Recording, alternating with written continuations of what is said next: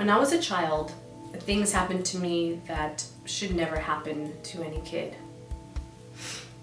I was only 6, and it was supposed to be a regular game of Monopoly, as had been many times before. He was my friend. I had no reason not to trust him. But on that day, something changed. Something shifted, and my life was to never be the same again. Nearly 1 million children each year experience sexual abuse. By the time they reach young adulthood, they are trying to find a way to quell that pain, to be able to process those emotions. And many times they find themselves in a cycle of escapism, and they've chosen to escape through large amounts of drugs and alcohol as a way to deal with their overwhelming pain. What I endured as a child for all those years completely derailed me. It splintered me, and it set into motion how I was to feel about myself for the rest of my life. I developed an intense lack of self-worth, poor body image, extreme anger, and outright hatred for myself. That became really evident by the time I was 11 years old. I began to fist fight in the streets. I acquired a healthy habit of petty theft and daily consumption of alcohol. And later on in my years, a large variety of street drugs as well.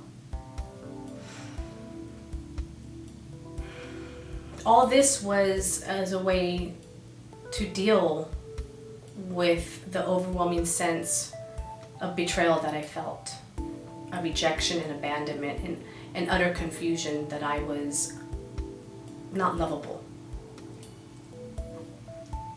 And later on in years, that led to a severe domestic violent relationship that lasted 10 years.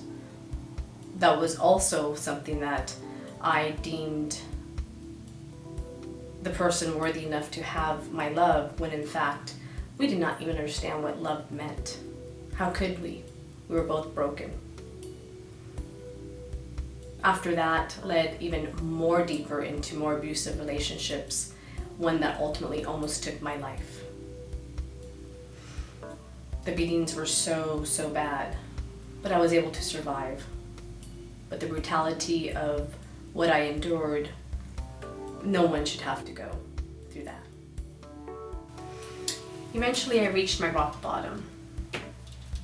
I was emotionally exhausted, physically depleted, spiritually broken. I was in such gripping pain, in such a deep despair. It was quite pitiful. I had really reached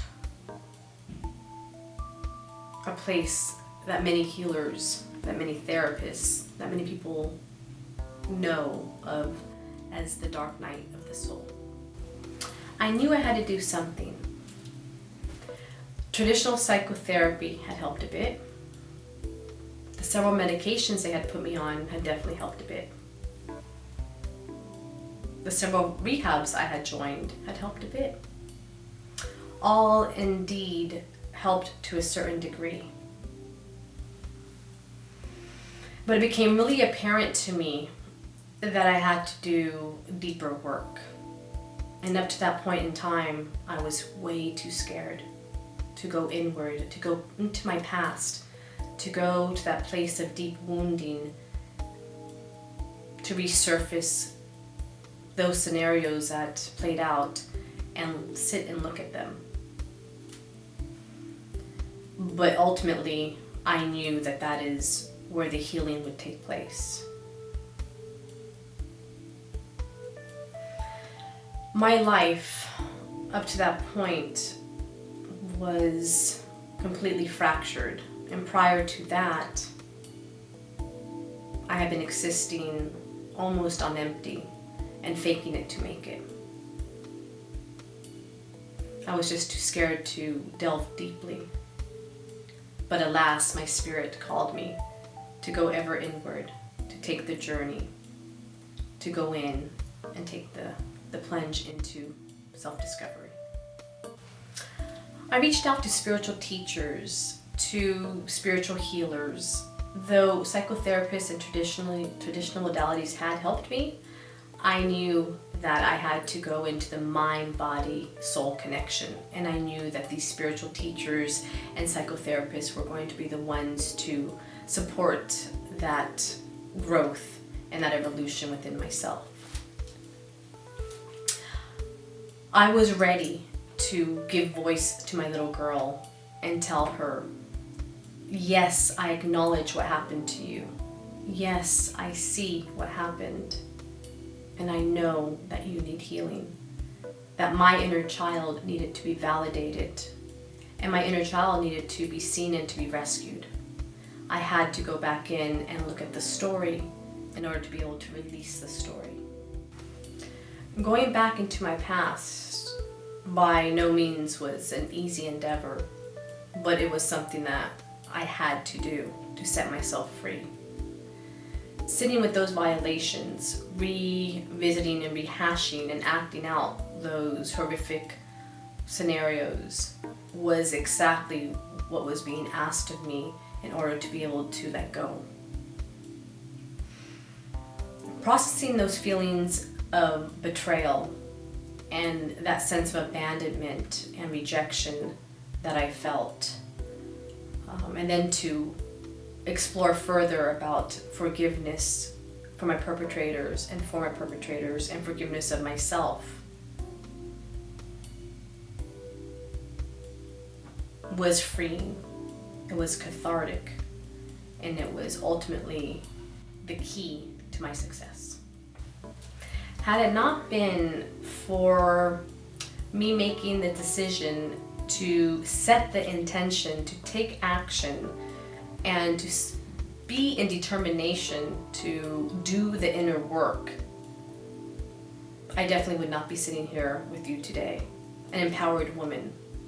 A woman who is now fully aware of her needs and who she is and the boundaries with which she chooses to live her life. If you find yourself in any kind of pain, any kind of emotional pain, I urge you to be kind to yourself, to take the steps, to take the action, to make up your mind, to decide that you are worth it, to go and ask for assistance to help you on your journey to self-discovery. No savior is coming. You are your savior. You are the only one who can make that choice, that decision to say enough. I do not like a certain aspect of what's going on in my life, therefore I choose to create the life that I deserve. And then you make the decision to make the call. So here I am today, an empowered woman, a woman who is truly blessed and who has done the inner work.